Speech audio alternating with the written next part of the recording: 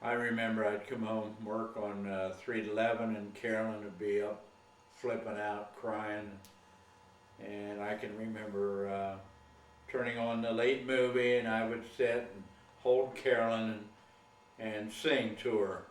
And before long she'd settle down and go back to sleep. I remember that like it was yesterday.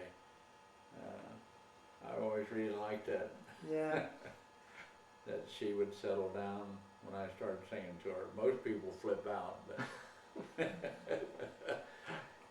So that would have been probably 1957 then. What was her That sounds date right, of yeah. birth? I think you're right.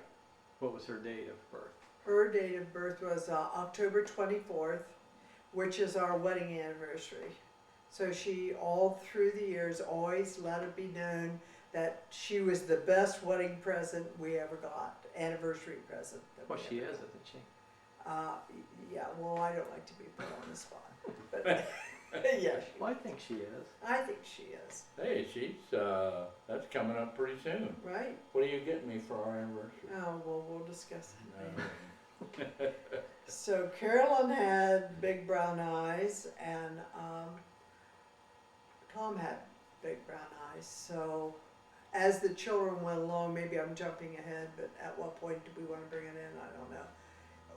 It was decided that we had two sets of colorings in the family: the brown-eyed, brown-haired kids, and the blonde and very blonde, white-haired kids with real blue eyes. And their dispositions seemed to be kind of follow in, and we noticed that the brown-eyed, brown-haired kids were not eaters. They were picky eaters. Right, and Carolyn was the ace of not liking to eat. Tom was picky. He's the brown-eyed one, but he was kind of picky. Carolyn just plain, she only liked about 3 things. And one of the standing jokes that we have is she didn't even like things that normal kids like to get donuts or cream filled anything. That was a great treat in our family. I baked things, but we never went out and bought something like that. That was a special treat. And Carolyn didn't like it, and she knew that would seem so strange that she didn't want to tell anyone she didn't like it. So like she took hers and went up to the bathroom and hid it under the bath mat, which is a wonderful place to hide it because it was cream filled. Everybody stood on it. No one had any trouble guessing when it was found who wouldn't like a cream filled donut and would hide it under the bathroom cabinet or mat. Yeah.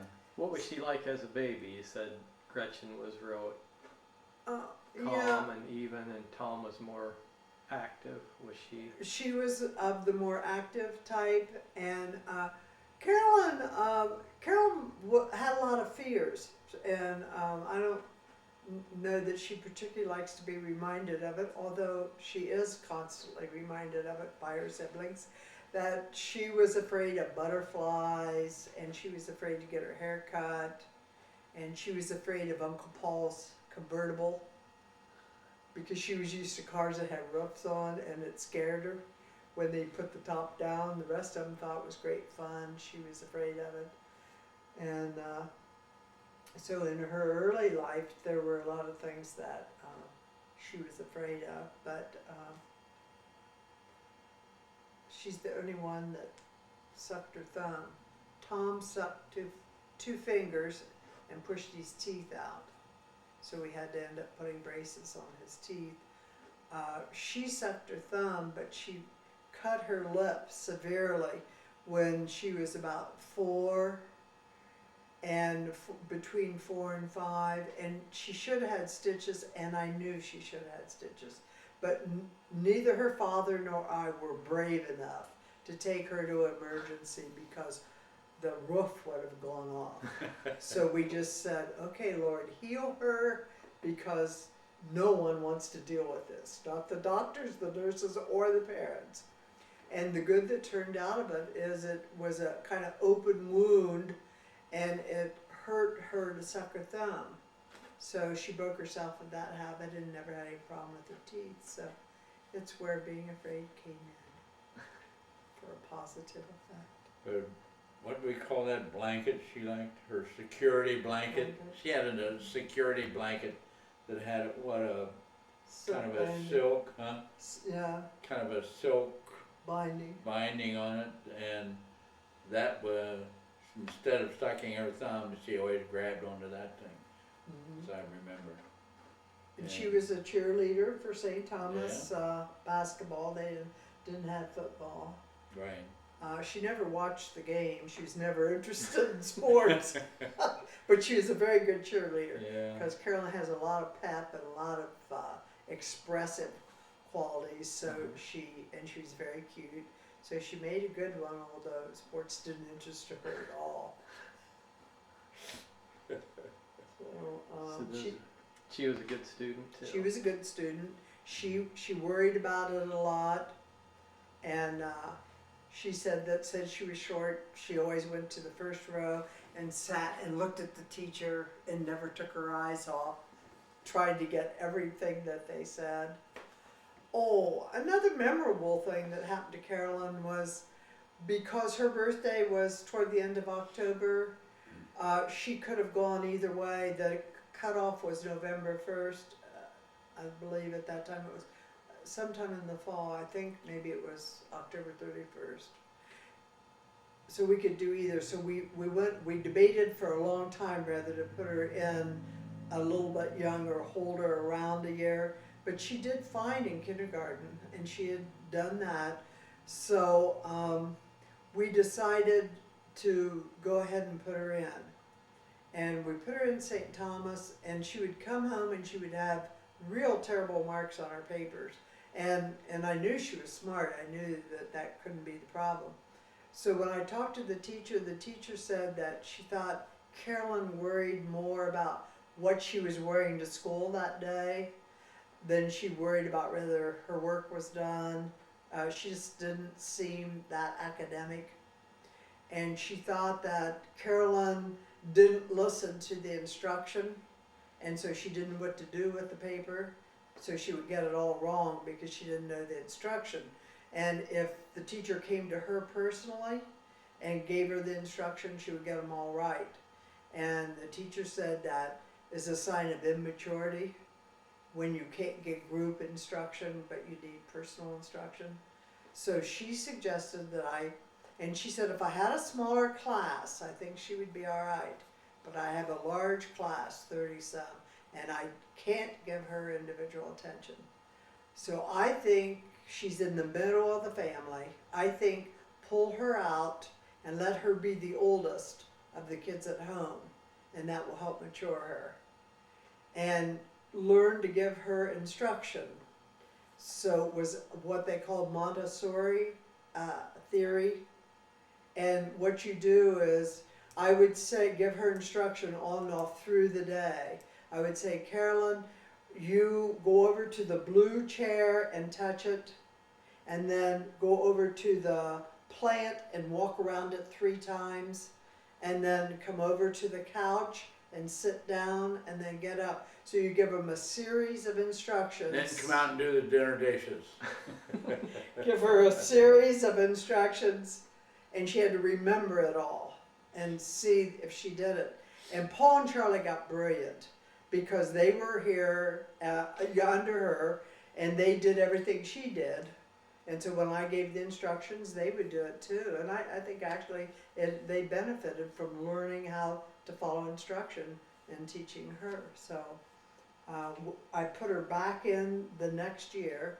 And the other thing we considered is she was so small. It didn't like she was going to tower over everybody in her class. She was still one of the smallest kids in the class. She just went in a little older. So it worked. Mm-hmm. Yep, she did very well from then on. She went to Rosecrans, and where did she work when she was? She worked at Tom's Ice Cream Bowl first, and as a waitress, and then she went from there to Elby's, where Paul and Charlie were already working, and so they set the stage for her, which I'm not sure was good or bad, But, Mark, I believe you were a part of the LB.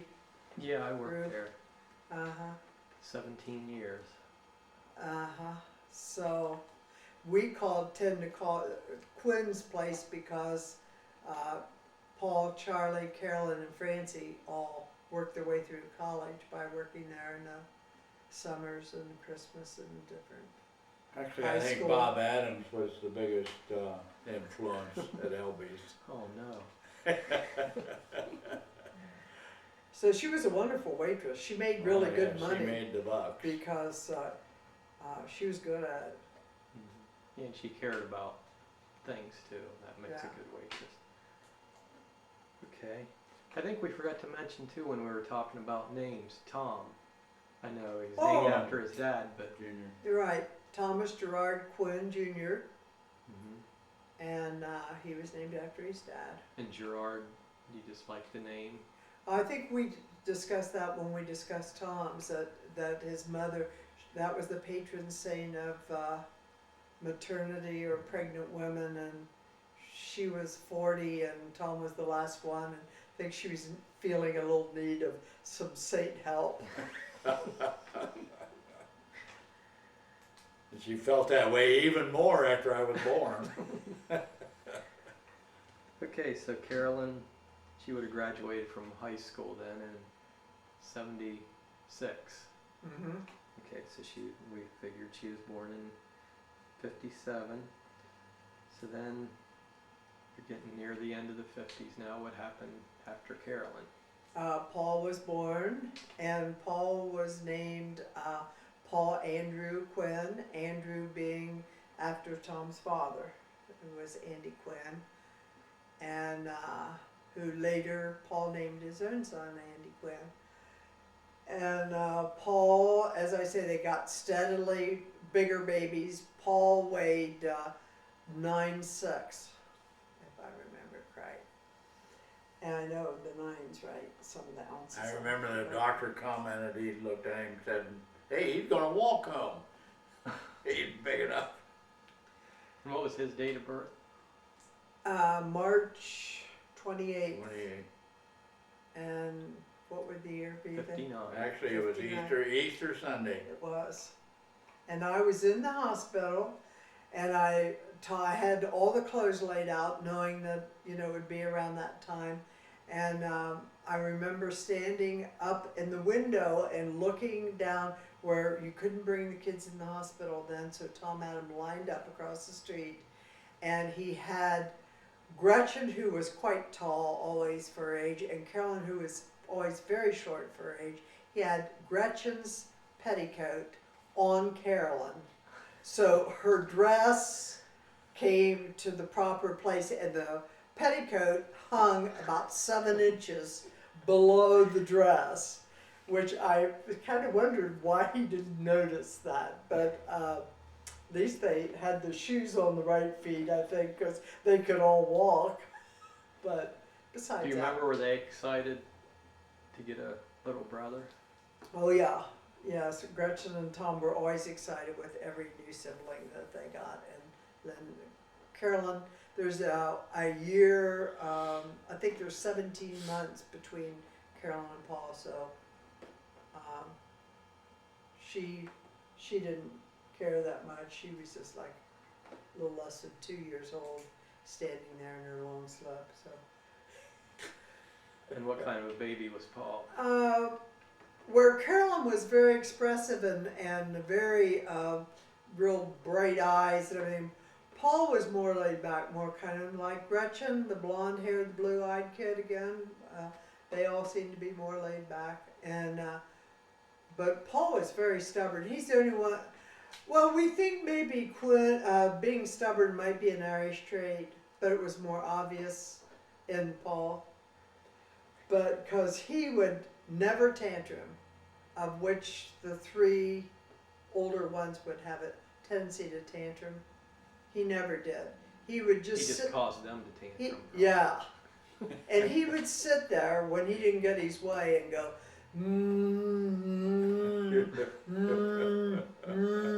and he drove everybody crazy, even the kids. know, usually kids don't pay attention. He would go, make Paul stop it, I'm going crazy. And he would just sit there and go, and he would just be a lump.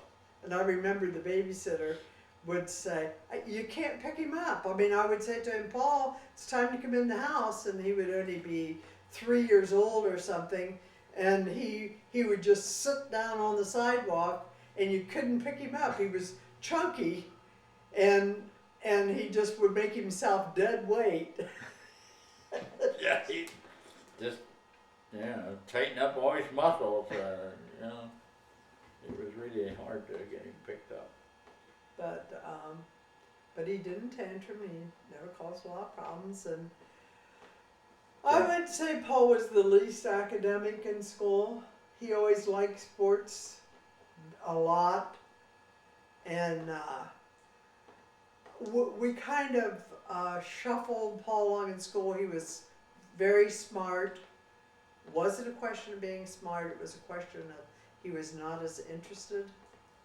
And we would always just kind of, I think he was in the middle of kids that did real well academically, and that kind of pushed him along too. He didn't want them to excel too much over here. Probably when he met me in high school. He I was going to say, I started ran doing into this better. kid named Musselman in school, and together they had their own basketball league, and I don't know what all.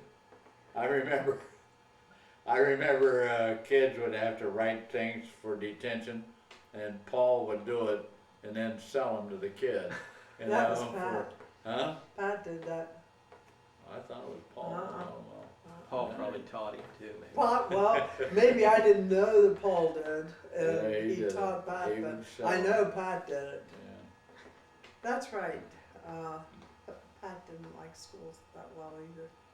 Pat and Paul must be in the names, the alphabet. But Well, Paul had a lot of ear problems when he was younger. I mean, he developed these ear infections and get a very high fever, and really scare us because he'd get 103 temperatures. and he just seemed to grow out of it Yeah. when he was about 7. I guess the passages get bigger, and then they're just not as inclined to, when you get a cold, to infect. And by 7, he grew out of it. Which reminds me, Tom had a lot of lung problems when he was young. He would get a cold real easily, and it would settle in his lungs, and he would get pneumonia. And from the time that he was born until he was 5, every winter you could count, he would get pneumonia at least once. And he grew out of it, and it was kind of an asthmatic pneumonia, and he just, after 5, he just got better and better, and he never had any problem with it after that, so I don't know. Carolyn, God always made her good because he didn't want to put the doctor and nurse through. Through her visit to the doctor. Yeah. So Paul and Carolyn both were liked music too. Yeah, And Paul liked sports, of course. He played ball too, right? and Paul and Carolyn were very good friends growing up, and they played house a lot. Carolyn always bossed Paul, so we've always heard about that. But then they got married. They pretended that they got married, and that they went to the cozy corner on their honeymoon. So that kind of said to us, maybe we're going to the cozy too often. But then when Charlie came along, the 3 of them were really tight friends for many, many years. So maybe we go on to, Okay, and Paul graduated in 77 from Rosecrans. yes. And they were always in high school plays and that kind of thing. Mm-hmm. Yeah, they were, all the kids were, except Gretchen. She didn't do that. But, Okay. yeah, and Paul graduated with a good point average. All along the way, he wanted to take the easier subjects and never take anything hard. And we always would convince him, well, you need that for college. And he'd say, I don't want to go to college. And we'd say, well, you don't want to go now, but you might want to go later. And you don't want to close the door. You need to keep your options open. So he would groan and say, okay, and he would go. But I think he was glad because he did go. Mm-hmm. And he was able to go, had the courses, but it's kind of hard to convince him along the way. Okay, so then you mentioned Charlie came along, and that was 1962 we decided. And what was his date of birth? His date of birth was October 2nd, 1962, and his name was Charles Raymond Quinn, which was after Tom's grandfather, who was Charles Raymond McGonigal. And we liked the name. And somewhere along the line, when Paul was real little, we started calling him Charlie. And I don't know why, do you? No. We just started doing that. And we did that maybe for a couple years. And then when he was a preschooler, and then we thought, this is silly. You know, we ought to be calling him, he's going to school, he ought to be called his real name. So we called him Paul, and then Charlie was born, so we called him Charlie. So we made it legal. And Charlie was, I had Charlie in such an easy time that I called Mary Drake, who lived across the street, and asked her if she'd come over, that I was starting to get pains. And when I got into the hospital, they wheeled me right into the delivery room, and I had Charlie that quick. And he was the last of our children to be born with normal birth. And it was certainly a very easy birth. And he was a little bit smaller. He weighed 8 something. I don't remember what, 8'2" or something like that. Smaller than Paul and Carolyn. But about Charlie. What about Charlie? Well, you know, it's getting to the point where you get enough kids where you just kind of get confused about each individual kid. It's kind of hard to remember. Charlie, I know he was always a very even disposition, and Charlie was always a thoughtful, pensive type person. And he had a wonderful sense of humor that if you didn't, Paul projected himself so much louder and more forceful over Charlie that you'd have to kind of listen to hear Charlie's remarks. You could let them pass if you wanted to, but he was quite clever, and he always did very well in school. And when Charlie was only a few months old is when we moved to Forest Avenue then. I think he was 5 months old when we moved to Forest.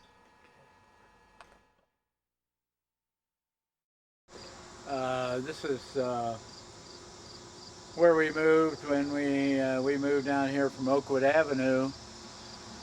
We had 5 kids, and I was always kind of ashamed. We had all 5 kids in one bedroom. We had 2 bunk beds and a crib. Charlie was the baby.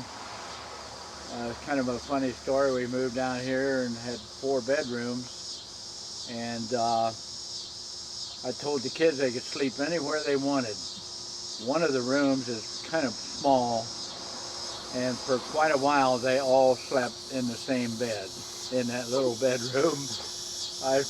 It took them a while to get used to it, but they did. And that was it. What year was that? I think we've been here like 44 years. 1960? I'll go for that. Yeah. Okay. 1960. And the address here is? 957 Forest Avenue. All right. So you moved to Forest Avenue when Charlie was just a baby then? Right. Paul and Charlie had a paper route too. You mentioned Tom. Yeah. They had a paper route here. They carried the route pretty much together, and where Tom was always real goal oriented. He just delivered his papers, came home. He collected, he came home. Paul and Charlie, they like to kind of play on the route, and they had their own little games. They would even take Pat sometimes, who loved to go on the route, and Pat was probably only like 4 years old or 3 years old, and he always drove a big wheel, rode one of those big wheel, like a tricycle type thing, and it made a whole lot of noise. And when you go early in the morning, 5, you could hear, no one had air conditioning then, so they had their windows open. At 5, you could hear Pat's big wheel clink, clink, clink up the sidewalk. Only Paul and Charlie would have bothered with someone that little. Not that they took him all the time, but they did occasionally. He liked to go, and they took him. And they used to like to stop at. And kids, yeah. And she treated them like kings. They would play cards, she'd feed them. And they really liked that over there. And she liked it too. Broke the her humdrum existence. Yeah. But I remember Charlie, he was always a thinker. The kids would walk home from school and they'd walk in and they'd say, "Where's Charlie?" "Well, he's down on the corner timing the traffic light." Timing the traffic light. So at a very early age, we knew he was going to be an engineer because he was always figuring things out. You know, is that surface plumb, or is that whatever? You know, whatever engineers think about, he was always thinking about them at a very early age. He's a pretty good artist too, and he liked to Oh, draw. yeah. And Paul did too. Paul. Yeah. Yeah, draw actually, just about all the kids have a lot of art ability. I don't think hardly any of them really use it, but they're too busy being musicians. And then we could never talk about Paul and Charlie without talking about their group Exit, of which they devoted hours on end time. They were both as small that they were car players too. And I always said car players are good kids that, you know, they can amuse themselves for long hours, kids. Tom was always too antsy to be a car player. And Paul and Charlie would build roads or something for hours on end. And when they grew out of car playing, they went into the music thing. I don't think they were real old when Charlie would write the music, Paul would write the words, and they're still doing that to this day, I think. And they came up with the title Exit, and they would go around to businesses that have exit signs and plop themselves under with their outfits and their guitars under the store's exit sign and have one. I think, I don't know who took the picture. One of the other kids, might have been Carolyn, took the picture of them under so they could make covers for their albums. And I guess it might be a good place to say that when we later, as we'll talk about NAMI, the National Alliance for the Mentally Ill, and how our family got involved in it. And Paul actually took one of the Exit songs and put it to the music Charlie had written, and he changed the words. He had written the original words and made a NAMI song out of it. And we play it when we in Columbus and everywhere we go. And I said one of the biggest jokes in the world on our whole family is going to be if the NAMI song actually happens to catch on and go nationwide with one of Charlie and Paul's Exit songs going nationwide will be a joke on us who make fun of them. Well, I understand it's going platinum any day now. Yeah. So, Charlie, of course, was a good student too. He was a very yeah. good student. Graduated at 17, and at that time they did away with valedictorian and salutatorians, and they just took the first 5 highest grades through high school, and he was in that first 5 and was recognized. I don't know where his placement was in the 5, but So he would have graduated in 79, 2 years after Paul, or 1 year after? Was he just a grade? 2 years. 2 years, I think, yeah. The reason Paul and Carolyn at one time had T-shirts that had the year on the back, and that's why I remembered for a real long time, 77 and 76, seeing that. But I'm not, I was always sure when they graduated, but I'm not sure about Charlie. A couple years probably. Okay.